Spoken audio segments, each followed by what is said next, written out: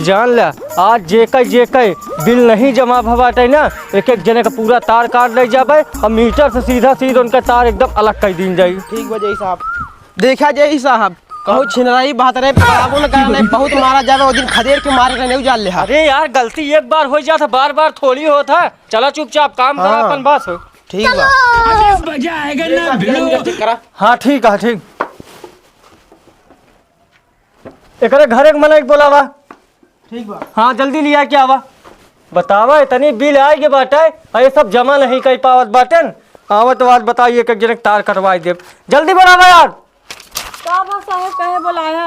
आई गया तोहर मीटर आटे। हाँ हमारा तो आता है। बतावा एक 1 लाख रुपया बिल आई बाटे और तू सब जने बिल जमा नहीं करती है। एक बही का बही हम मीटर से तार कटवाई के जात बाटे। अरे साहब हम बहुत गरीब मनइए है कुछ तो जुगाड़ करके बिलिया कम कराई दिया। बताओ हमें तना तना पैसा कहाँ से पाऊबे भरे खा। क्या माल है यार। एक जुआर तो बाटे लेकिन हमार बात मनबू तब।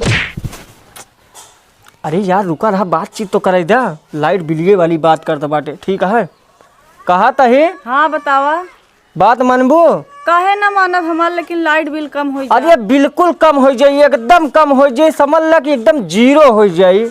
चलो ठीक है बतावा फिर। कहा तही एक ही चुम्मा दई दब्बा खाली रुक जा दही न तियो कहता बताई दिया लाइट बिल छिनराई कराई आया।